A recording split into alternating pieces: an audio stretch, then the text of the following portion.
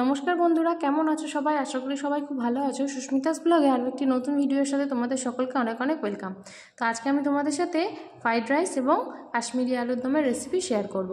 তো আমি যেভাবে ঘরোয়া পদ্ধতিতে রান্না করেছি সেটা তোমাদেরকে দেখাবো। তো এখন দেখেছো চালগুলো কিন্তু খুবই সুন্দর, আর চালগুলো আমি একটা কড়াইতে ঢেলে নিয়েছি। চালগুলো ভালো করে ধুয়ে নিলাম। এরপর দেখো কড়াইতে যেমনভাবে আর কি করে, তো জল দিয়ে চালটাকে ভালো করে সিদ্ধ করে নেবো। এখানে আমার চালটা সিদ্ধ হয়ে গেছে, তো এখানে আমি এখন ভালো করে জল ঝরিয়ে নেব। আর জল ঝরিয়ে নেওয়ার পরে এখানে ভালো করে এটাকে ফ্যানটাকে শুকাতে দিতে হবে। তো তাহলে কিন্তু ফ্রাইড রাইসটা খেতেও খুব ঝুরঝুরে হয় আর সুন্দর হয়। তো তারই মাঝে দেখো আমি এখানে অল্প ঘি আর অল্প তেল মিশিয়ে নিয়েছি। তো এখানে গাজরগুলোকে ভালো করে ভেজে নিলাম। আর বেশি পরিমাণে ঘি বা বেশি পরিমাণে অয়েল এখানে আমি ব্যবহার করব না।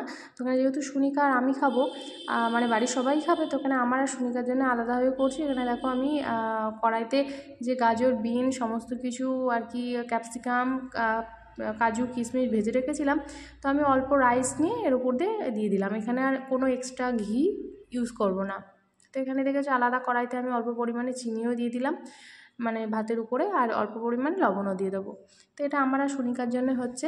আর খেতে কিন্তু খুবই সুন্দর হয়েছিল। তোমরা দেখেই বুঝতে পারছো কতটা রাইসটা ঝুরঝুরে হয়েছে। আর এখানে আমি গাজর, ক্যাপসিকাম, বিনস আর কাজু কিশমিশটাকে ভালোভাবে মিশিয়ে নেব। আর তারই পাশে যে কড়াইতে আমি বাড়ির সবারির জন্য আর কি করেছিলাম, তো এখানেও দেখো আমি অল্প পরিমাণে চিনি এবং অল্প পরিমাণে লবণ দিয়ে নিয়েছি। তারপর এটা হালকা আছে মানে নেড়ে নেব, মিশিয়ে নেব।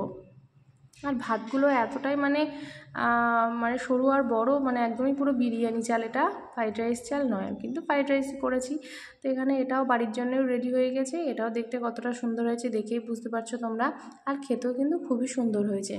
আর এখানে বেশি পরিমাণে নাড়ার ফলে চালগুলো একটু ভেঙে ভেঙে গেছে। তো চলো এরপর তোমাদেরকে যে কাশ্মীরি আলুর দম করব সেটাও তোমাদের সাথে শেয়ার করব। তো এখানে দেখো আলুগুলো নিয়ে নিয়েছি। আর এখানে সুনিকার জন্যে মিষ্টি যে সুইট পটেটো, সেই মিষ্টি আলু নিয়ে নিয়েছি। তো এখানে সুনিকাকে খাওয়াবো বলে ওর জন্য 2 পিস নিয়েছি, বেশি নিইনি। আর এখানে দেখো আলুগুলোকে ভালো করে ভাজতে দিয়ে দিয়েছি। আলুগুলোকে ভালো করে ভেজে নেব। আর বেশ পরিমাণ তেল দিয়ে দিয়েছি, কারণ ভালো করে না ভাজলে হবে না, কারণ আমি তো এখানে আলুগুলোকে সিদ্ধ করে নিইনি, আলুগুলোকে ভেজে নিয়েছি। আর সিদ্ধ করে নিলে কী হয় বলো তো, যদি একটু বেশি সিদ্ধ হয়ে যায় তাহলে ভাজা যায় না, কেমন একটা গলে গলে যায়। আর আলুগুলোকে ভালোভাবে ভেজে নিয়ে ঢাকা দিয়ে দিলে আলু গলে যায়। তো আমি এখানে আলুগুলোকে ভালো করে ভেজে নিচ্ছিলাম। আর তারই মাঝে দেখো আলুগুলো ভাজা হচ্ছে, আর আমি মশলাটাও এখানে করে নেবো। তো এখানে মশলা করার জন্য আমি এখানে নিয়ে নিয়েছি জিরে, টমেটো, অল্প পরিমাণে আদা, আর দেখো দিয়ে দেবো পোস্ত। আর লঙ্কাটা আমি পরে দেবো, কারণ সুনিকাকেও যেহেতু একটু খাওয়াবো। আর দিয়েছি চারমগজ। তো সমস্ত মশলা এখানে আমি পেস্ট করে নিয়ে একবারে কড়াইতে দিয়ে কষিয়ে নিচ্ছি। তো দেখেছো কালারটা কত সুন্দর এসছে। আর কাশ্মীরি লাল লঙ্কার গুঁড়ো তো দিতেই হবে, নাহলে লাল হবে না। আর তো তারপরে দেখো এখানে ভালো করে কষিয়ে নেওয়ার পর আমি আলুগুলোকে দিয়ে নিয়েছি, আলুগুলোর সাথে ভালো করে কষিয়ে নেব। তো এখানে আমার কষানো হয়ে গেছে। আর এখানে আমি একটু গরম জল করে রেখেছিলাম, গরম জলটাও দিয়ে দিয়েছি। তারপর এখানে আমি একটু ফুটতে দেবো, ঢাকা দিয়ে দিয়েছি, আলুগুলোও গলে যাবে। তারপর আমি আরও কী অ্যাড করি তোমরা ভিডিওটা দেখতে থাকো। তো এখানে আমি তোমাদেরকে এবার দেখাবো যে ঢাকা দেওয়ার পরে আলুগুলো কেমন গলেছে। তো এই যে দেখো ফুটে উঠেছে। আর আমি মাঝে দেখো একটু অল্প জল গরম করে নিয়েছি, তারই মাঝে আমি একটু আমুল দুধের গুঁড়ো, যেটা পাউডার দুধ, সেটা একটু গুলিয়ে নেব। তো এখানে পাউডার দুধটা গুলানো হয়ে গেছে, আমি এখানে দিয়ে দিলাম পাউডার দুধটা। আর পাউডার দুধটা দেওয়ার পরে দেখেছো আলুদমের কালারটা কতটা সুন্দর এসছে।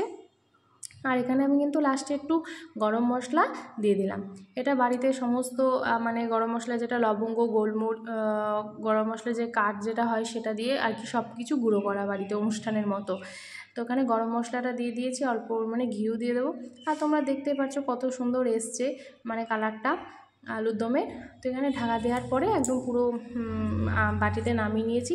আর খেতে কিন্তু একদম অনুষ্ঠান বাড়ির মতো হয়েছিল, খুবই সুন্দর। তোমরাও এইভাবে বাড়িতে বানিয়ে দেখো। তো চলো আজকে সবাইকে টাটা করছি, ভালো থেকো, সুস্থ থেকো।